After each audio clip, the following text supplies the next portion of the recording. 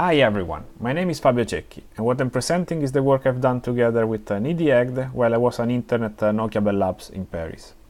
So the goal of my internship was to develop an active hypothesis testing algorithm that would work well even without a complete information of the system parameters. This kind of problems appears in many different settings. As an example, imagine to have a medical diagnostic application in which a patient arrives at the hospital and the doctor doesn't know what kind of disease he has.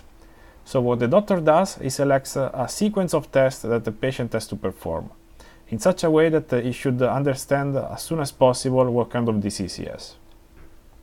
Very different applications for this kind of problems might be customer services or crowdsourcing platforms. So the problem we are facing is very general. What we have is that the decision maker has to decide among a finite set of hypotheses, and at every step has to decide an action to perform. When he selects an action, then the decision maker observes a response which is a binary value and is affected by noise. So how can he decide what kind of action is the best to perform?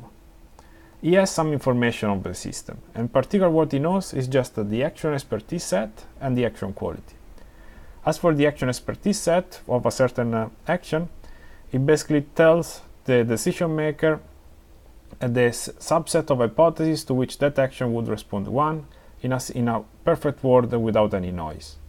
As for the action quality, that's just a lower bound on how much he can trust the response of a certain action.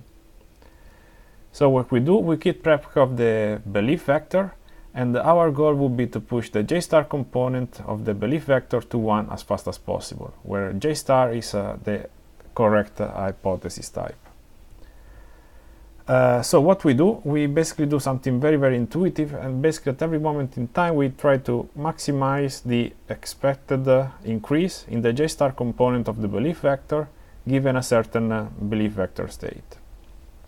By doing so, basically we define what we call the incomplete bias adaptive gradient algorithm, which is an algorithm having a nice set of properties. As we just mentioned, this algorithm is very intuitive. This algorithm is also balanced because it simultaneously exploits and explores. This algorithm is robust because it's not affected too much by the lack of knowledge of the exact system parameters.